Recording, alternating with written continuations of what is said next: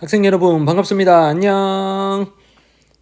쌍지리TV 구독자 여러분, 자 2023학년도 수능이 딱 3일 남았습니다. 자 많이 긴장되고 초조하실 텐데 저와 함께 우리 한국지리 공부했던 거 처음부터 끝까지 내용을 짧은 시간 안에 총 복습 해볼 수 있도록 하겠습니다. 자 한국지리 총정리 시간이고요.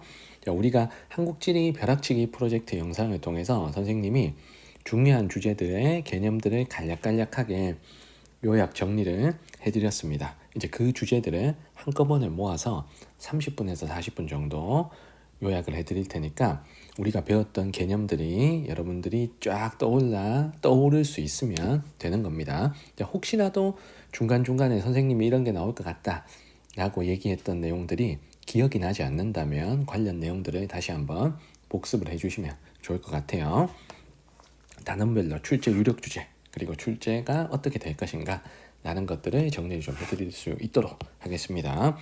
자 먼저 단원별로 1단원부터 갈 건데 1단원이 국토인식과 지리정보 단원이고 이 단원 문제는 보통은 한 문제 내지는 두 문제가 나오는데 6월 모평, 9월 모평 모두 두 문제가 출제가 되었습니다. 자, 그 중에서 6, 9월 모두가 출제됐던 게 요겁니다. 1번 주제, 우리나라의 위치와 영역.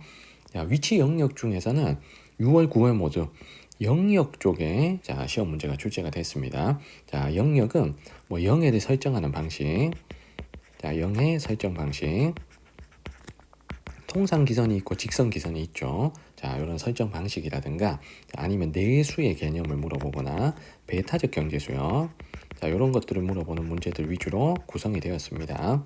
자 그래서 영역 쪽을 여러분들이 잘 봐주셔야 될 것 같아요. 6, 9월 모두 영역 쪽에 나왔으니까. 자 그리고 위치 쪽은 좀 가볍게 보시는데 수리적 위치를 중심으로 좀 봐주셔야 됩니다. 그래서 위도 경도, 우리나라 위도 경도 숫자, 그리고 각 끝지점들, 끝지점에 해당되는 섬 중에 잘 나오는 섬들이 있죠. 뭐 독도, 마라도, 그리고 만도, 자 이런 데들 있고요. 그리고 헷갈리게 내는 섬들, 백령도라든가 이어도라든가 울릉도라든가 그런 데들. 그러니까 작년에 그 6구 수능에 나왔던 그것도 우리가 한 번쯤은 봐주셔야 됩니다. 그래서 영역 쪽을 중심으로 자 공부를 좀 해주시라 라고 당부를 좀 드리겠습니다.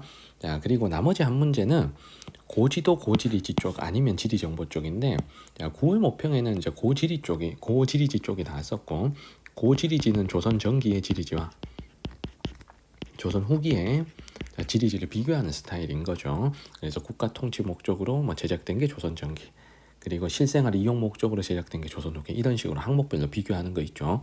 그거만 잘 해주시면 됩니다. 자 그리고 지리정보 쪽은 뭐 지리정보의 뭐 종류나 지리정보 수집 방식, 수집 방법.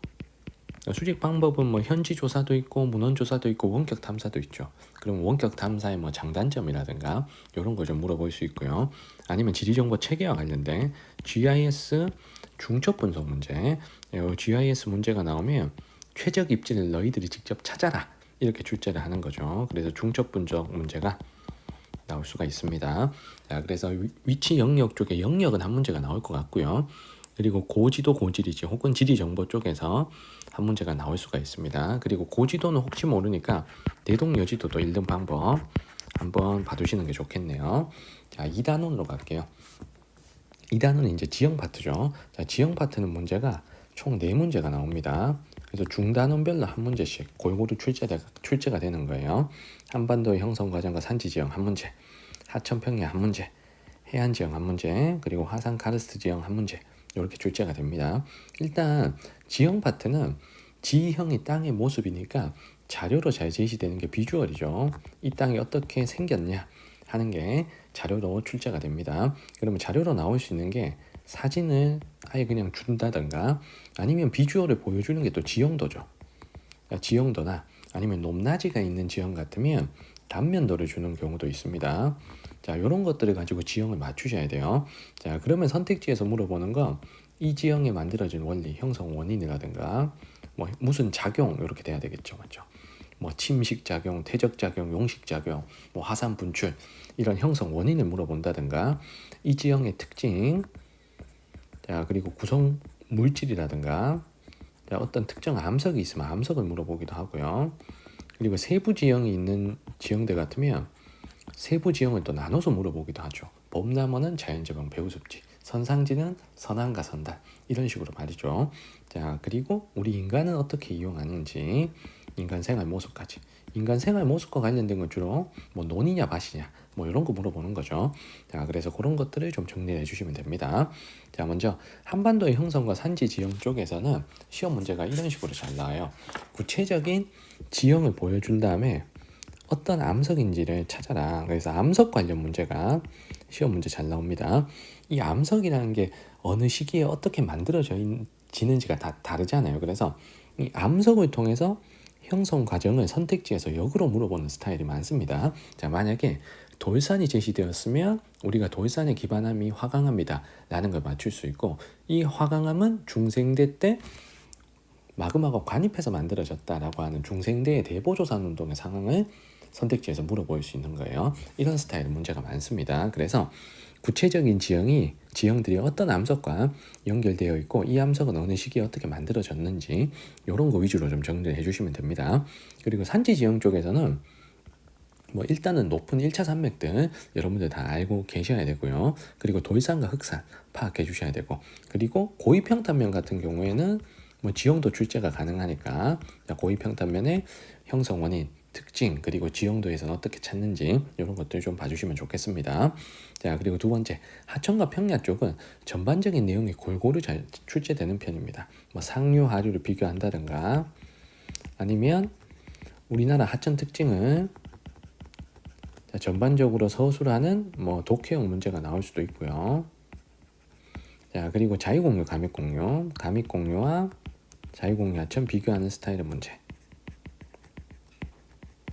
자, 그리고 유로 변경의 지형들, 유로 변경 지형들, 구화도, 우가코 같은 게 지형도로 보여지고 그 지형들이 만들어진 원리에 대해서 물어보기도 합니다. 자, 그리고 평야 지형 쪽 같으면 뭐 하한 당구, 침식 분지, 그리고 퇴적 평야 쪽에 선상지 범람원 삼각 쪽. 자, 요런 것들이 자, 골고루 출제가 되는 편입니다. 자, 그런데 정작 수능에는 뭐가 제일 잘 나오냐 하면요, 상류 쪽의 지형도 하나, 상류 쪽은 하천이 가믹공유 하천이 그려지겠죠. 하류 쪽의 지형도 하나, 하류는 자유공유 하천이 그려지겠죠. 이렇게 두 장의 지형도를 주고 풀이하는 스타일의 문제가 많습니다. 그러면 상류 지형 쪽에는 가믹공유 하천 주변에 하한당구 같은 게 같이 나올 수가 있고요. 자유공유 주변에는 이제 범람원이 옆에 같이 출제가 되겠죠. 그래서 가믹공유 하한당구가 한 세트, 자유공유 범람원의 한 세트인 자, 이렇게 두 개의 지형들을 비교하는 문제가 역대 수능에서는 가장 많이 나왔습니다. 그래서 이런 형태의 시험 문제들 잘 봐주셔야 됩니다. 작년 수능 그리고 재작년 수능 이런 것들 우리가 좀 봐주시면 좋을 것 같아요. 자, 그리고 해안 지형 쪽은 사진이나 지형도 그냥 단순하게 주고 어떤 지형인지 맞추라 그럽니다. 그래서 해안 지형 쪽은 문제가 쉬워요. 그래서 6월 모평에서는 그냥 사진으로 해시계, 파식대, 석호 같은 거 찾는 거였으니까 해안 지형은 제가 따로 쓰진 않겠습니다. 그래서 해안 지형은 사진이나 그림으로 나오면 그 지형에 딱 요 그대로, 요 구도 그대로 시험에 나오는 거니까 여러분들이 좀 해결을 해주시면 좋겠습니다. 자, 그리고 화산 카르스트 지형 쪽은 나올 수 있는 게 화산은 백두산은 지형도를 가지고는 잘 안 내니까 백두산보다는 뭐 제주도, 자, 울릉도, 그리고 용암대지 요 세 개, 요 세 개가 잘 출제가 되고요. 카르스트 지형은 이제 돌리네가 그려진 지형도를 잘 출제를 하죠. 자, 화산 카르스트 쪽은 6월달, 9월달 모두 지형도로 출제가 되기 때문에 지형도 문제가 보통은 한 두 문제 정도는 나옵니다. 자, 선생님 생각에 화산 카르스트 지형 쪽은 반드시 지형도로 나올 것 같아요. 왜냐하면 6월달, 9월달 모두 지형도가 출제가 됐습니다.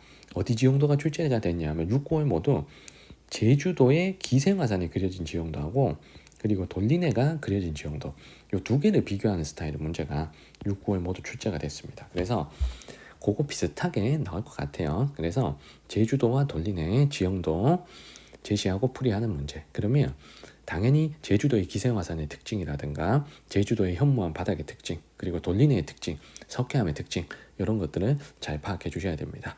자, 그래서 지형도 문제가 가장 유력한 건 화산 카르스트 지형이고요. 두 번째는 하천 평야 지형일 것 같습니다. 그리고 해안 지형은 지형도가 나와도 문제가 쉬우니까 올해는 뭐 사진이나 위성사진 뭐 이런 형태로 뭐 나올 것 같아요. 물론 지형도가 나와도 여러분들 다 맞추셔야 됩니다.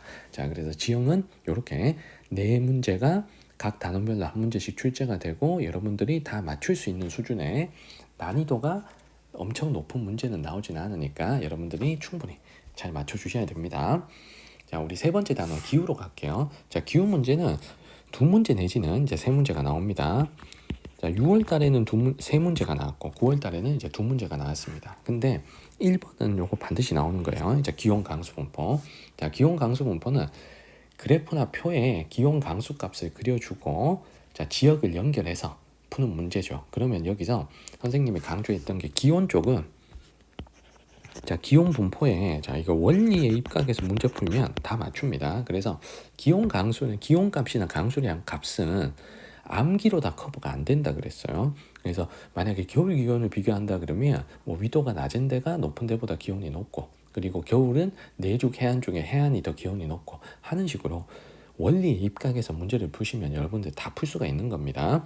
자, 그런데 강수 분포 같으면 기본 원리에다가 암기가 좀 돼야 됩니다. 이게 다우지 소우지 암기가 좀 들어가야 돼. 그래서 다우지 자, 소우지 철저하게 공부해 주셔야 됩니다. 자, 여기 왜 비가 많이 오고 비는 어느 정도 오고 하는 것들, 그리고 여기에 선생님이 플러스 알파로 문제풀이하는 요령에 대해서 제시해 드린 것들이 있습니다.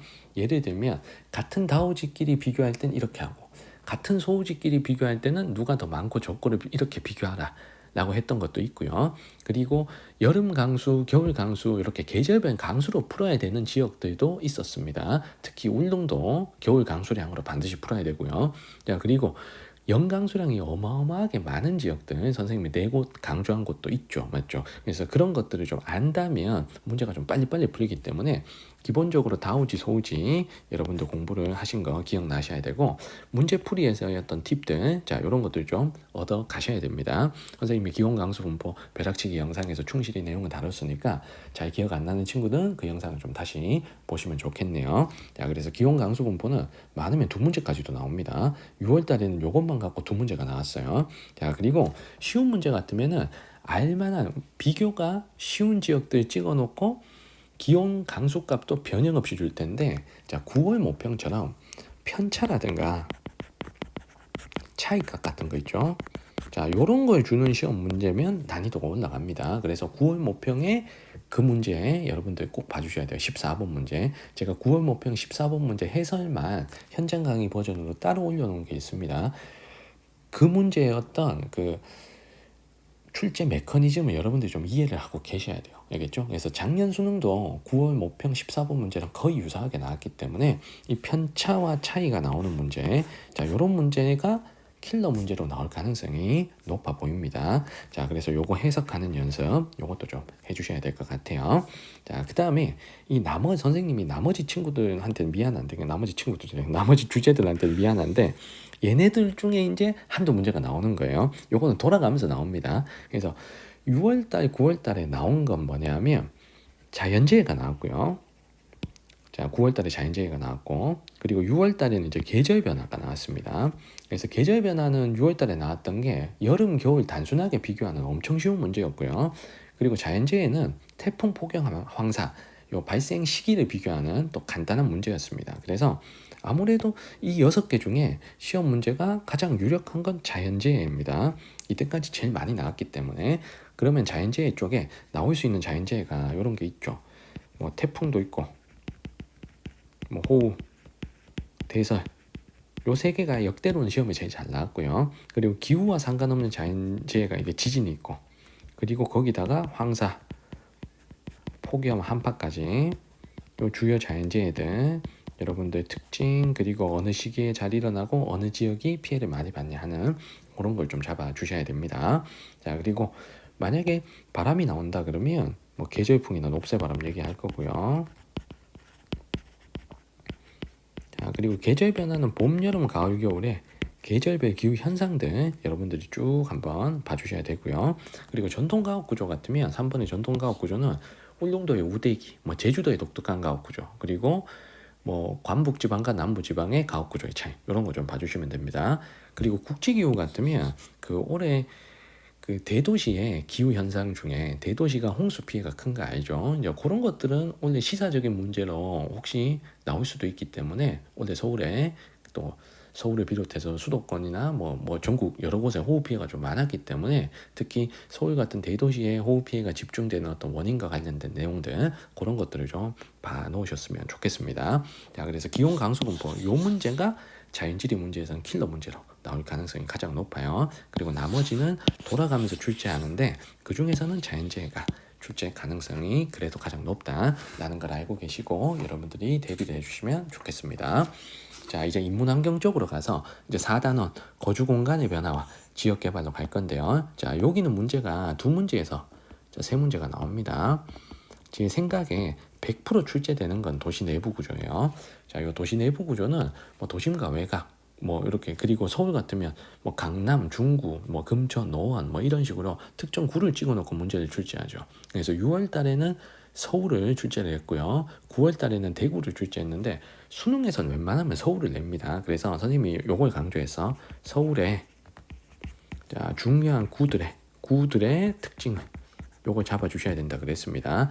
그래서 선생님이 중요한 구라고 얘기했던 게 구도심에 해당되는 중구와 종로구 그리고 신도심이면서 주거 기능이 같이 있는 강남구 그리고 주거 기능이 특화되어 있는 노원구나 강서구 거기다가 제조업 기능이 있는 금천구 요 6개 구의 특징 그리고 통계에서 잡는 요령 이런 것들을 잘 정리해 주시면 되겠습니다. 자, 그리고 두 번째로 출제가 유력한 건 도시분포와 도시체계입니다. 이쪽은 출제 가능성이 쌤 생각에 한 70%에서 80% 정도 돼 보이고요. 자, 9월 달에 나왔던 문제 스타일대로 뭐 각 지역별로 도시 순위를 알아야 풀 수 있는 스타일 문제. 자, 요게 나올 가능성이 높습니다. 그래서 도시분포와 도시체계는 도시 순위를 통해 가지고 도시 분포나 도시 체계를 역으로 추적하는 스타일의 문제 이런 게 출제가 유력합니다. 그러면 선생님이 강조한 도시 순위 이런 거죠. 일단은 전국 단위 도시 순위를 알아야 되고 그리고 권역별로 도시 순위를 알아야 되고 이걸 다시 도 안에서의 도시 순위까지 이런 것들을 좀 나열할 수 있으셔야 되겠습니다. 그래서 중요한 도시들은 인구수가 어느 정도다라는 것까지도 알고 있어야 뭐 100만 이상 도시 비율 뭐 이런 거 나왔을 때 우리가 충분히 맞춰낼 수가 있는 거예요. 자, 그래서 요 두 개가 일단은 출제 가능성이 제일 높아요. 자, 그리고 만약에 세 문제가 나온다면 이 나머지 4개 주제에서 나올 수가 있는데 나머지 4개 주제는 시험 문제 안 나오더라도 다른 단원하고 또 연계가 될 수가 있습니다. 자, 도시 발달 과정 같으면 이 도시가 어느 시기에 인구가 많이 성장했냐 라는 걸 우리가 알 수 있는 뭔가의 내용들이죠. 자, 그러면 이 도시 발달 과정 쪽은 이제 인구 증가와 관련된 그 인구 파트 문제랑 연동되는 스타일이 조금 있을 수가 있습니다.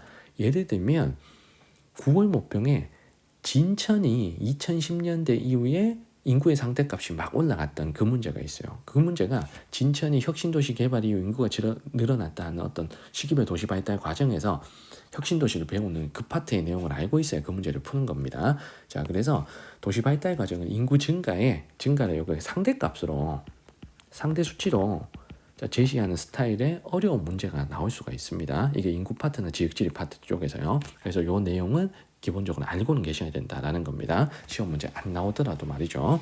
자, 그리고 대도시권 쪽은 시험 문제가 나온다 그러면 이제 수도권 쪽, 이제 지역지리 쪽에서 나오는데 여기는 그 경기도에 위성 도시들의 유형을 좀 파악해야 됩니다. 경기도의 시군들의 특징을 파악해서 푸는 문제. 근데 이 특징을 좀 유형별로 좀 나눠서 우리가 정리를 좀 해야 되죠.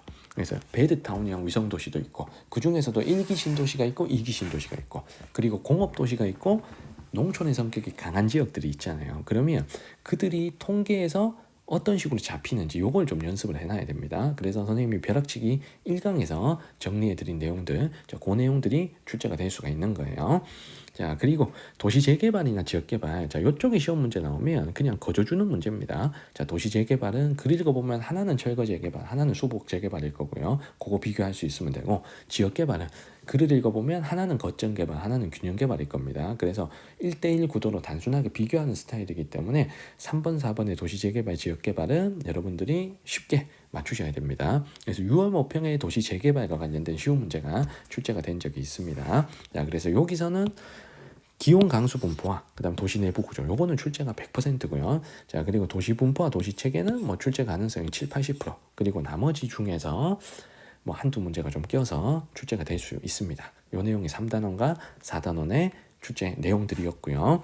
자, 그다음에 5단원으로 가겠습니다. 생산과 소비 공간의 변화인데, 자, 우리나라의 산업과 경제 활동을 배우는 단원이죠. 그런데 이 단원은 대부분 이게 문제가 이제 세 문제에서 네 문제 정도 나오는데 올해 9월, 6월, 9월 다 세 문제가 나왔기 때문에 선생님 생각에는 세 문제가 나올 것 같아요. 자원, 농업, 공업에서 그냥 한 문제씩 나오고 서비스업은 다른 단원하고 연계되는 정도지 서비스업이 한 단원을 할애해서 출제하지는 않을 것 같습니다. 그래서 이번 벼락치기 영상에서도 제가 서비스업은 따로 다루지 않은 겁니다.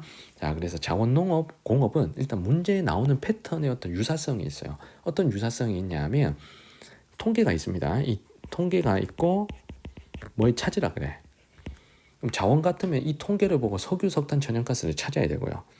농업 같으면 쌀, 맹류, 채소, 과수, 농작물을 찾아야 되고요. 아니면 공업 같으면 지역별 공업 통계를 주고 어느 공업인지 맞추라 그럽니다. 업종을 맞추라고 합니다. 그래서 각 에너지 자원이나 각 농작물이나 각 공업을 찾으라고 하거나 아니면 역으로 지역을 찾으라고 합니다. 그래서 아무튼 통계에서 뭘 찾아야 돼. 통계에서 뭘 찾아야 됩니다. 자, 그러면 자원 쪽에서는 시험에 나올 수 있는 게 일단 1차 에너지 쪽. 그러니까 석유, 석탄, 천연가스. 그럼 거기다가 1차 에너지 중에 또 좀 많이 쓰는 게 원자력이죠. 원자력이 네 번째로 많이 쓰니까. 자, 요 네 가지를 가지고 문제를 출제하는 경우가 있고 아니면 신재생 쪽이 최근에 또 시험 빈도가 높아졌죠. 신재생이 수능에 이제 2년 연속 나왔잖아요. 그래서 신재생 쪽이 나온다 그러면 태양광, 풍력, 수력, 조력을 찾아서 푸는 문제. 자, 요 둘 중에 한 문제가 나올 것 같습니다. 심지어 작년에는 둘 다 나왔어요. 석유, 석탄, 천연가스도 나오고 신재생도 나왔습니다. 자, 그래서 일단 뭘 정리해야 돼? 이게 통계를 정리해야지. 통계는 1차 에너지 쪽은 소비 통계, 소비 혹은 공급 통계, 그리고 신재생 에너지 쪽은 이 신재생 에너지 어디서 생산되는가 이걸 잘 정리하셔야 돼요. 자, 예를 들면 석탄 소비가 가장 많은 도는 충남이고 천연가스 소비가 가장 많은 도는 경기도죠. 이런 지역별 소비 통계. 그리고 신재생 같으면 태양광 발전은 전남이 1등이고 그리고 수력은 뭐 강원도나 경기도나 충청북도나 한강 유역에서 많이 하고 풍력은 경북, 제주, 강원 이런 데서 많이 하죠. 산지 쪽이나 아니면은 해안가나 섬. 그리고 조력은 경기도만 100%. 요거 정리해서 요거 특징 선택지에서 맞춰주시면 됩니다. 자, 그 다음에 농업 같으면은 둘 중에 하나입니다. 농작물을 찾으라고 하거나 농작물 찾기가 들어가거나 아니면 농업 통계를 보고 어떤 도인지 찾으라 그래요. 도. 그러면 반드시 농업 통계가 나오겠지. 통계. 그러면 농작물은 지역별 재배 면적이나 이런 거 주고 농작물 맞추라고 합니다. 그러면 만약에 경북이 1등이고 제주가 좀 많다 그러면 이거 과수 찾으면 되는 식으로 이런 식으로 구성이 될 거고요. 아니면 어떤 농업 통계를 주고 어떤 도인지 찾으라고 합니다. 뭐 예를 들면 자, 6월달, 9월달 다 나왔던 지역이 경북, 전남, 그리고 제주 요 세 지역은 6, 9월 다 나왔어요. 6월 다 나왔어요. 그래서 9월 달에는 경기도까지 해서 4개가 나왔는데 그러면 농가수가 제일 많다 그러면 경북 고르고 농작물 재배 면적이 제일 넓다 그러면 전남 고르고 그리고 농가수 재배 면적 다 꼴찌면 제주 고르고 만약에 밥 비율이 100% 나오면 제주 고르고 과수 비중이 좀 높다 그러면 이게 그 과수 재배 면적이 제일 넓다 그러면 경북 고르고 이런 식으로 어떤 농업 통계를 가지고 이런 지역들을 찾아야 됩니다. 물론 이 세 지역 말고 다른 지역이 나올 수도 있는 거죠. 그래서 농작물 찾거나 돌을 찾거나 해서 푸는 문제. 자, 이런 스타일이 가장 출제가 유력합니다. 자, 그리고 공업 쪽은 주요 업종들을 잘 정리해야죠. 주요 업종. 자, 선생님이 주요 업종이라고 얘기했던 게 7개입니다. 7개. 섬유, 1차 금속, 석유정제, 화학, 자동차, 기타 운송 장비, 전자. 자, 이렇게 7개죠. 이 7개 공업이 어디에 분포하냐가 제일 중요하잖아. 이 7개 공업이 어디에 분포하냐. 분포하는 지역은 내가 구체적인 도시로도 기억하고 시도별 순위도 좀 알아야 되고, 그러니까 뭐 경기도가 1등이다, 뭐 경북이 1등이다 하는 식으로. 그리고 권역까지도 내가 정리해야 된다 그랬습니다. 뭐 영남권이 1등이다, 수도권이 1등이다. 권역으로 보면 결론적으로 수도권이 1등하는 건 전자밖에 없잖아요. 맞죠? 그래서 이렇게 찾는 요령들 제가 많이 설명을 해드렸으니까 자, 그런 것들을 좀 잘 정리해 주셔야 됩니다. 6월달, 9월달 다 이 7개 업종 중에 누가 나왔냐 하면 6, 9월이 겹쳤어요. 섬유, 1차 금속, 자동차 이 세 개가 나왔습니다. 다시 부릅니다. 섬유, 1차 금속, 자동차 이 세 개가 나왔어요. 6, 9월 모두. 그래서 6월 달에는 시도 통계가 나왔고 9월 달에는 권역 통계가 나왔었습니다. 자, 그 점은 참고해 주시고 물론 업종이 바뀔 수도 있으니까 자, 나머지 업종들까지도 모조리 우리가 정리를 해 주셔야 되겠습니다. 자, 그리고 서비스업 쪽은 따로 하나 한 문제를 할애해서 문제가 나올 것 같지는 않아요. 근데 내용은 알고 계셔야 됩니다. 자, 요 상업과 관련된 건 백화점, 대형마트, 뭐 무점포, 편의점 뭐 요런 거잖아. 근데 요 상업과 관련해서는 뭐 그래도 백화점이 어디에 많다 뭐 이런 건 좀 알아야 뭐 도시 내부 구조나 뭐 다른 문제를 좀 풉니다. 그래서 요 기본 이론은 좀 알고는 계셔야 돼요. 그리고 서비스업 같으면 생산자 서비스, 소비자 서비스 이렇게 분류하잖아요. 이 분류하는 건 알고 있어야 돼. 그래서 만약에 선택지에 뭐 여기는 뭐 생산자 서비스업 비중이 높다 이런 식으로 나왔는데 생산자 서비스업이 뭔지 모르면 이게 문제가 독해가 안 되잖아요. 그래서 생산자 서비스업, 소비자 서비스업 요게 뭔지는 아셔야 됩니다. 자, 이게 지역지리 파트에서도 연계가 되는데 특히 소비자 서비스업은 인구 분포에 거의 유사하게 분포를 하는 거죠. 그래서 소비자 서비스업 분포 통계는 곧 인구 통계입니다. 그래서 인구와 연결되는 뭔가를 또 찾아줄 수가 있는 거예요. 그런 식으로 다른 단원이나 지역지리 파트에서 좀 연계가 될 겁니다. 그리고 산업구조 같으면 1차, 2차, 3차 산업 비율을 주고 뭐 어떤 지역을 찾아라 하는 어떤 지역 지리에서 하나의 통계 정도는 잡힐 수가 있는 거예요. 그래서 이런 것들은 전반적인 내용들이 이런 게 있구나 하고 좀 넘어가셔도 괜찮은데 다른 단원하고 연계됐을 때는 그래도 개념을 알고 있어야 된다. 라는 거예요. 자, 그래서 요 5단원에서는 자원, 농업, 공업 요 세 문제는 반드시 통계형 문제가 나오니까 일단 통계를 잘 대비를 해주셔야 되겠습니다. 자, 그 다음에 6단원으로 갈게요. 6단원 이제 인구 파트잖아요. 인구 파트가 원래는 주로 한 문제가 나왔었는데 올해 6월달, 9월달 모두 이제 두 문제가 나왔었습니다. 자, 두 문제. 자, 두 문제가 나왔어요. 자, 어떤 9월달 같으면 세 문제로 봐도 될 정도로 지역지리 파트의 통계가 아예 그냥 그 인구 파트로 나왔기 때문에 뭐 두 문제에서 세 문제. 근데 세 문제까지 가기는 어려울 것 같고, 자, 보통은 두 문제 정도 출제가 되겠습니다. 자, 이 중에서 혹시라도 만약에 인구 문제가 한 문제가 나온다 그러면 요 1번이 나오는 거예요. 외국인 문제가 빠지고, 자, 지역별 인구 특징 요게 나올 건데, 자, 요게 나온다 그러면 일단은 몇 지역을 지도에서 찍어요. 그러니까 세 지역이나 네 지역을 찍습니다. 자, 그런 다음에 인구 통계를 주겠죠. 인구 통계를 준 다음에 어느 지역인지 찾아야 됩니다. 뭐 가나다 세 지역을 찾아야 돼. 그런 다음에 선택지를 푸는 형태입니다. 그러면 지역을 찾을 것 같으면 이 인구 통계가 어떤 특징을 나타내는지 이해를 해야 돼요. 그 예를 들면 자, 어떤 농촌이 제시됐다. 농촌. 그러면 우리가 노년층 비율이 높은 걸 농촌을 먼저 찾는다든가 뭐 이런 식으로 지역을 찾는 어떤 루틴이 있죠. 그 루틴에 대한 연습이 좀 필요합니다. 자, 그런데 인구 문제는 그 함정들이 좀 있는 문제가 많아요. 그래서 6평 같으면 6평에 19번 문제가 오답률이 제일 높았는데, 자, 그 문제 같으면 친구들이 성비만 보고 연령별 인구 비율은 보지 않고 성비만 보고 이게 연령대별 인구 수를 보면 이거 완전 시골인데 성비 하나 보고 그냥 거제를 골라버리고 이런 식으로 어떤 힌트 하나에 꽂혀가지고 그냥 단편적인 선택을 할 수가 있습니다. 그걸 조심하셔야 돼. 그래서 그 그래프 자체가 이런 말 하긴 좀 그런데 좀 선정적인 그래프가 있어요. 선정적인 자료가 있어. 그러니까 두 개, 세 개를 같이 봐야 되는데 하나에 꽂히면 틀릴 수 있는 그런 자료들이 제시되는 경우들이 있습니다. 요걸 좀 조심하셔야 돼. 요걸 좀 조심하셔야 되고 선정적인 어떤 데이터가 있을 수 있다. 거기 하나에 꽂히면 틀릴 수가 있다라는 겁니다. 자, 그리고 지역을 연결할 때는 보통 요 세 지역이나 네 지역을 제시를 합니다. 자, 그럼 보통은 한 지역은 좀 빨리 찾아져요. 근데 나머지 두 지역을 놓고 좀 고민을 하게 되거든요. 그래서 여러분들한테 좀 딜레마에 빠지는 상황, 긴가민가 하는 상황, 만약에 가 나를 찾아야 되는데 얘도 가 같고 얘도 가 같고 이런 식으로 요거 결정하기가 좀 힘든 상황에 몰아넣습니다. 자, 이때까지 문제 설계가 어떠냐면 만약에 가나다 중에 다 하나만 딱 결정을 해도 답이 나올 수 있게끔 많이 설계가 돼 있어요. 그러니까 가나를 섣불리 고르지 말고 가장 확실한 거 하나만 찾고 선택지로 내려가는 게 오히려 문제를 좀 심플하게 빨리 풀 수 있는 방법일 수 있는 거예요. 알겠죠? 그래서 혹시라도 이 도시하고 이 도시의 인구 패턴을 내가 비교하기 좀 어렵다 하는 지역이 있을 수 있어. 물론 비교할 수 있는데 여러분들이 그 힌트를 놓치는 경우도 많아요. 그러면 일단은 제일 쉬운 거부터 하나씩 하는 거야. 제일 쉬운 거 하나 하고 선택지 보고.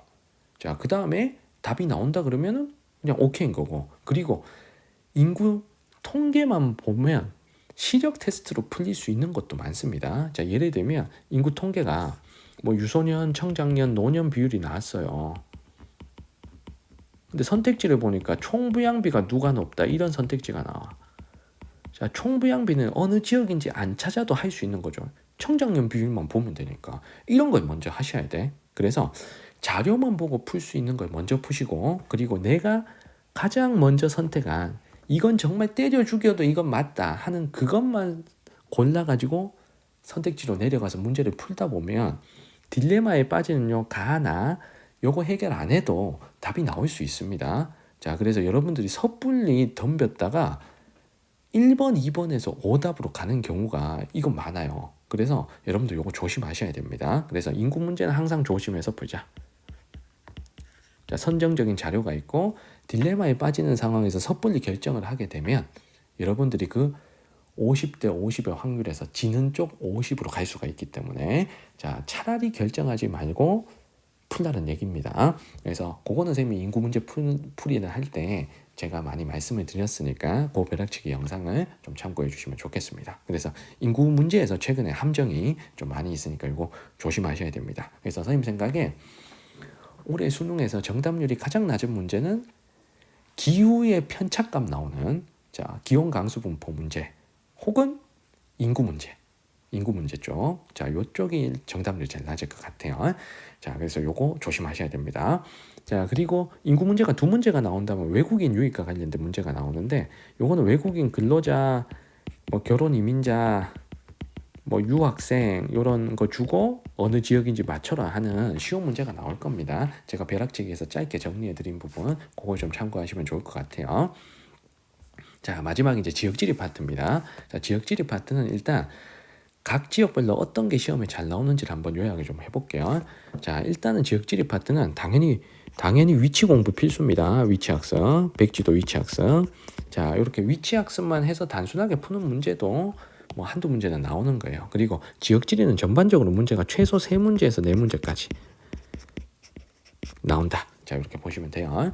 자, 먼저 북한 같으면 그 개방 지역에 해당되는 도시들 잘 나오고요. 개방 지역의 도시들 그리고 주요 도시들 위치 학습. 자, 요거 좀 해주시고. 그래서 북한 문제가 그 6평, 북평 한 번 나왔는데 평양, 뭐 신의주, 뭐 청진 요렇게 해서 뭐 주요 도시 찾는 문제가 나온 적이 있습니다. 자, 그리고 북한의 어떤 주제별 학습에서 좀 잘 알아두셔야 될 게 이제 농업 파트하고 에너지 파트죠. 근데 농업 파트하고 에너지 파트는 남한과 북한을 비교하는 식으로 출제하니까 요거 비교하는 것도 우리가 좀 하셔야 됩니다. 그래서 북한은 요 두 개를 제가 강조를 드리고요. 그리고 수도권 같으면 그 위성도시의 어떤 유형을 분석하는 거 요게 중요하다 그랬습니다. 그래서 유형별 정리, 자, 요거를 좀 잘 해주셔라. 유형별 특징을 좀 정리해 주셔라. 그래서 1기, 2기 신도시의 특징, 그리고 공업도시의 특징, 그리고 농촌의 특징, 근교 농촌의 특징 이런 걸 잘 잡아주시면 돼요. 자, 그리고 최근에 많이 물어보는 게 수도권 과밀화와 관련된 것들. 자, 이런 걸 물어봅니다. 수도권 과밀화에 대한 대책, 뭐 공장 총량제라든가 아니면은 뭐 과밀 부담금, 뭐 이런 것들을 물어보기도 해요. 특히 수도권 과밀화 때문에 충청권이 공업이 많이 늘어났죠, 맞죠? 그래서 뭐 천안이나 진천이나 음성이나 아니면 강원도 원주 같이 수도권 가까운 데가 최근에 2차 산업 비중이 많이 높아지고 있다는 거. 그런 것도 좀 아셔야 됩니다. 진천이 이 공업 비율이 높다는 게 그 9평의 18번 문제 킬러 문제로 나왔었죠. 이게 수도권 과밀하고 연결이 되는 개념입니다. 단순히 진천의 특징으로만 생각해서는 안 돼요. 자, 그리고 강원도 같으면 일단 자연환경이 중요하죠. 강원도는 자연환경. 그래서 지형만 가지고도 강원도는 시험 문제를 낼 수 있기 때문에 그 지형적인 특징이 나타나는 곳들을 잘 정리하셔야 됩니다. 뭐 석회암은 강원도 남부 지역에 가야 된다. 용암대지는 철원에 간다. 고이평탄면은 평창, 정선, 태백 쪽으로 간다. 그러니까 강릉에는 해안당구, 석고 같은 게 유명하다. 침식분지는 춘천이나 양구 뭐 이런 식으로 어떤 지형 경관과 지역을 연결할 수 있으면 좋겠습니다. 자, 그리고 강원도는 그 주요 도시 비교를 시키는데 잘 비교하는 세 도시가 원주, 춘천, 강릉이에요. 자, 여기서 최근에 가장 발달하고 있는 도시가 원주죠. 자, 원주는 혁신도시, 기업도시가 들어가고 그리고 최근에는 첨단의료복합단지 같은 주요 산업들이 지금 입지를 하고 있기 때문에 원주가 지금 인구가 증가하고 있고 원주가 강원도 1등 도시입니다. 자, 춘천은 또 도청이 있고요. 강릉은 동해안의 뭐 관광도시 성격이죠. 그래서 이 세 도시의 특징을 좀 비교할 수 있어야 되겠습니다. 자, 그리고 강원도 같으면 이게 탄광촌의 변화 모습들이 출제가 돼요. 그래서 태백이나 정선이 답인 문제 같으면 뭐 석탄박물관, 레이바이크, 과거의 탄광촌이었다 이런 키워드를 많이 제시를 할 겁니다. 자, 그러면서 어느 지역인지 맞춰봐라 하는 스타일의 문제가 나올 수가 있는 거죠. 자, 그리고 충청권 쪽으로 가시면 충청권은 기능이 이전해 온 곳들 시험에 잘 나옵니다. 뭐 세종, 그리고 혁신도시가 입지한 진천과 음성, 그리고 기업도시가 입지한 태안과 충주 이런 데도 시험에 잘 나오고요. 그리고 충남도청이 이전한 내포신도시도 잘 나옵니다.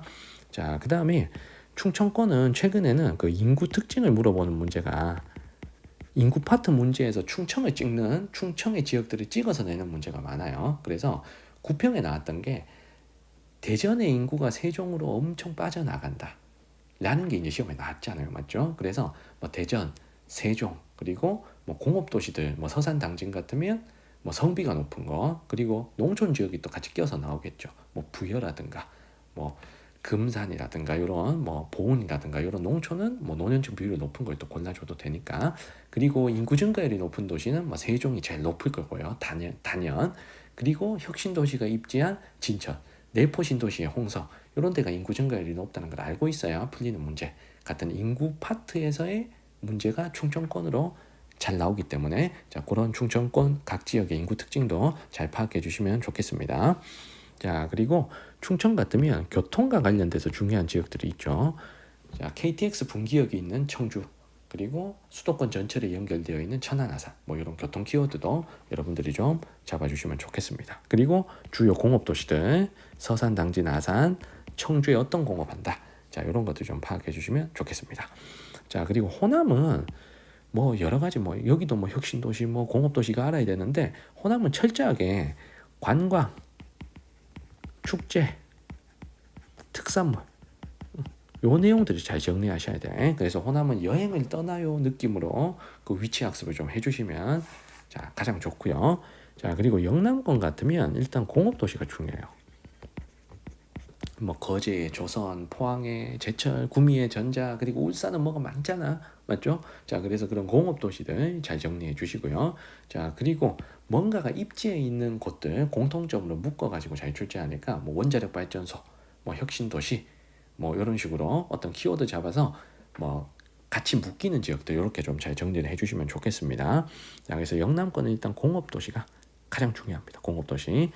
그 외에 전체적으로 지역지리에서 어떤 키워드 하나로 정리하는 자, 그런 것들을 좀 잘 해주셔야 돼요. 그래서 어떤 거냐면 예를 들어서 그 위치 학습을 할 때 단순하게 위치 학습을 하면 안 되고, 그러니까 애들이 보통 이런다니까. 만약에 어떤 지역이다 그러면 땡땡 해서 뭐 땡땡 무슨 특징 뭐 이러고 끝이야. 근데 이렇게만 하지 마시고 예를 들면 자, 원주를 공부하다가 혁신도시가 나왔어요.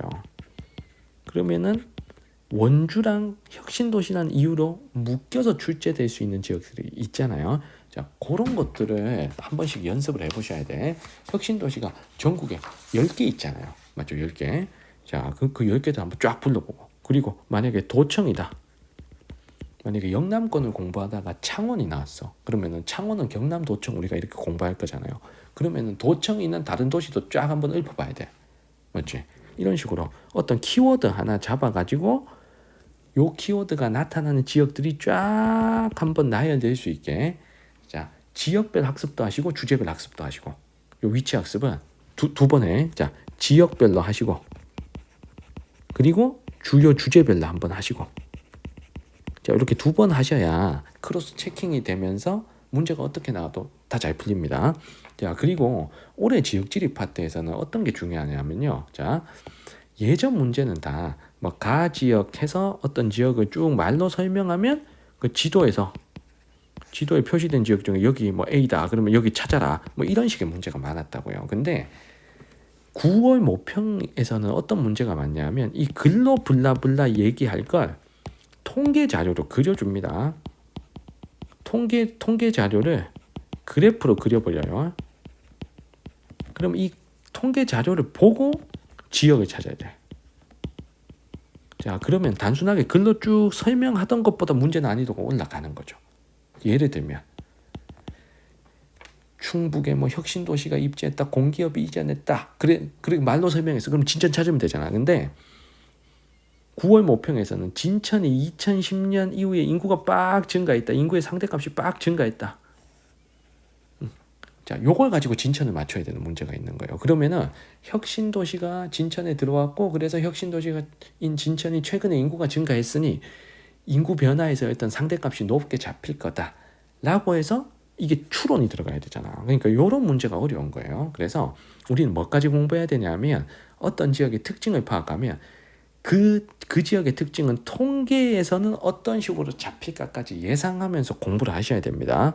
자, 그래서 올해는 예전처럼 단순하게 그 지역을 설명하고 지도에서만 찾아라. 그러니까 단순 암기식의 문제가 한 문제 혹은 아예 안 나올 수도 있어요. 알겠죠? 그래서 9월 모평에서의 그 트렌드가 올해 수능까지 갈 가능성이 높으니까 여러분들 그 점을 좀 유의를 하셔야 됩니다. 자, 그러면 앞단원의 내용들이 앞단원 1단원에서 6단원의 내용들이 주제별 학습을 하잖아요. 그러면 그 주제별 학습에서 연동되는 지역들이 잘 연결이 돼야 됩니다.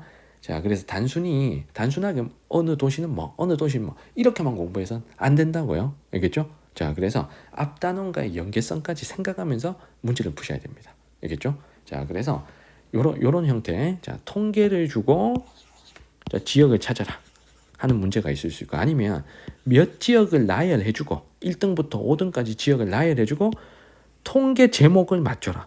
이런 문제도 있는 거야. 이런 문제도 6월달, 9월달 다 나왔습니다. 자, 수도권을 가지고 6월달에 나왔고 강원도를 가지고 9월달에 나왔단 말이야. 그러면 수능에서는 충청이나 영남을 가지고 이걸 낼 수가 있는 거예요. 충청이나 영남. 그러면 농촌에서 높은 지표는 좀 빨리 잡힐 거고 도시에서 높은 지표들은 어느 도시가 제일 높은지를 파악해서 선택지 어떤 통계인지를 역으로 추정해서 들어가야 됩니다.